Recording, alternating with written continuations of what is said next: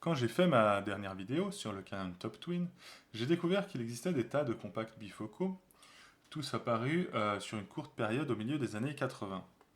Alors évidemment, je me suis précipité pour trouver ceux de ma défunte marque préférée, Minolta.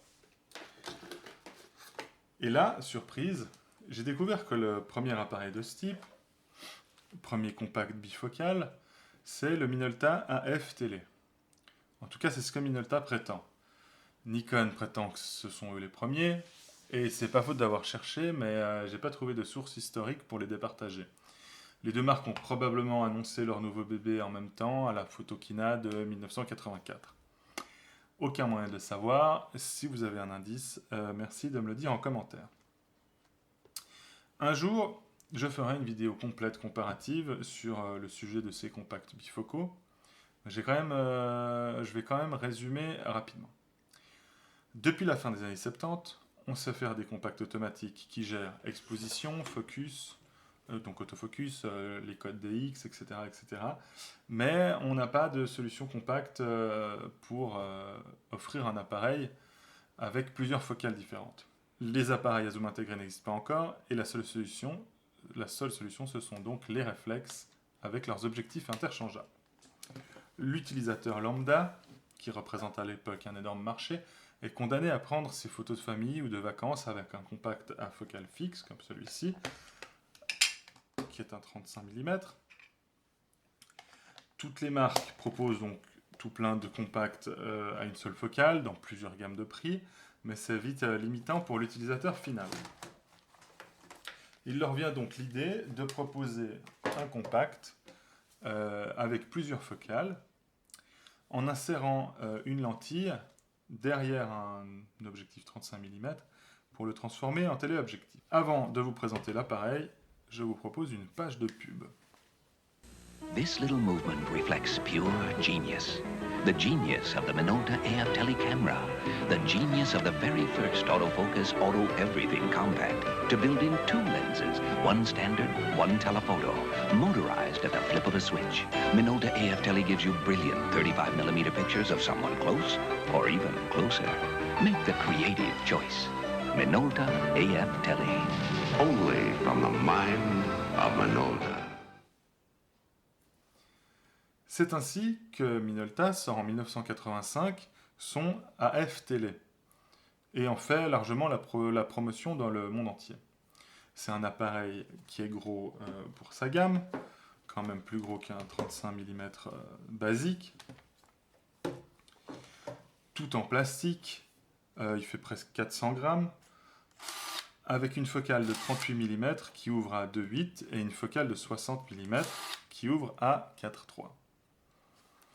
Alors, moi je suis assez fan de ce design des années 80, mais je comprends tout à fait qu'on déteste. C'est assez ergonomique, mais c'est lourd, encombrant et pas très élégant.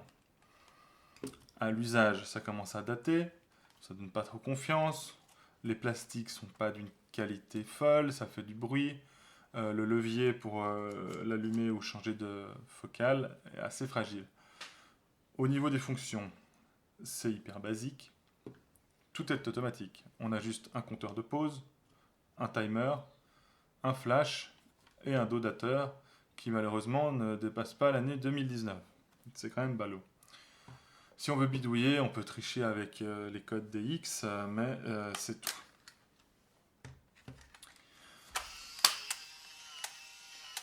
Peu de gens le savent, mais la plupart des appareils autofocus de l'époque permettent déjà de faire une semi-pression sur le déclencheur pour verrouiller l'autofocus et recomposer et déclencher ensuite.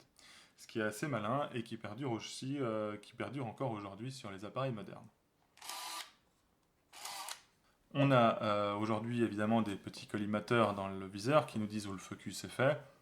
Par contre, avec un appareil comme celui-ci, on ne sait pas trop sur quoi on a fait la mise au point et c'est pas facile à utiliser du tout. Quand j'ai vu mon premier film développer, le premier film que j'ai fait avec cet appareil, ça m'a pas du tout donné envie de renouveler l'expérience tellement j'avais de mise au point ratées.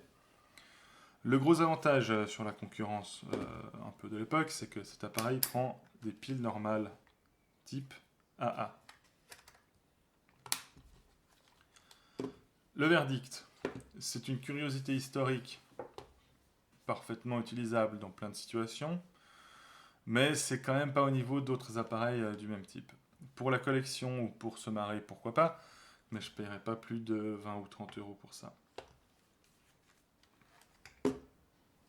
3 ans plus tard, sort en 1988 le Minolta AF Télé Super, son successeur, avec un look un petit peu plus raffiné, mais surtout embarquant bien plus de technologie, puisqu'il a un téléobjectif plus long, et surtout un autofocus multizone qui permet de ne pas avoir à recomposer si son sujet n'est pas parfaitement au centre de l'image.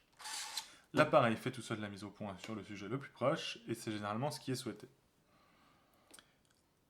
Avant de continuer, une petite page de pub. Now Minolta gives you more, gets you closer than before. Freedom Telly is your best move. Your best move. Closer close-ups, wider wides. Get 6 aliens side by side. Only Minolta's Freedom Telly gives you not 1, but 5 autofocus beams for perfect focus when moonwalking. Freedom Telly is your best move. Your best move. Freedom cameras. Only from the mind of Minolta. Alors déjà là, c'est plus prometteur que son grand frère. L'appareil est plus compact, plus récent, mieux fini.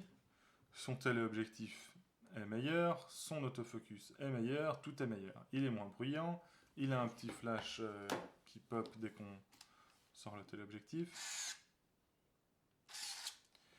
On peut quand même activer ou désactiver le flash quand on veut. Seul regret, il prend les fameuses batteries spéciales, les mêmes que dans le Canon Top Twin. C'est un boîtier qu'on trouve facilement pour 20 ou 30 € dans des brocantes ou sur eBay, et à mon avis, celui-ci en vaut la peine. Si vous cherchez un compact tout automatique, pas dommage à emmener partout, il va remplir parfaitement ce rôle. C'est un appareil fiable, il en reste des tas fonctionnels sur le marché aujourd'hui, preuve que Minolta avait bien pensé son machin. D'ailleurs, comme beaucoup de ces appareils dans les années 80, Minolta l'a développé en partenariat avec Leica, qui a sorti sa copie presque conforme, le AF-C1. Par contre, celui-ci, on ne le trouve pas pour moins de 200 €, et c'est bien dommage, parce que le design de chez Leica est quand même plus joli. Autrement, ce sont les mêmes appareils. Ah oui, et bien sûr, ce sont les années 80, et donc on a plein d'accessoires qui existent, des filtres, tout plein de gadgets à la con, mais celui qui m'a donné envie le plus, c'est quand même celui-ci. C'est une lentille grossissante qui vient se clipper sur l'appareil, qui lui donne un look absolument fantastique. Alors c'est un petit peu pas très pratique, mais ça lui donne un look de malade. On a l'impression d'avoir un appareil qui est une espèce de museau.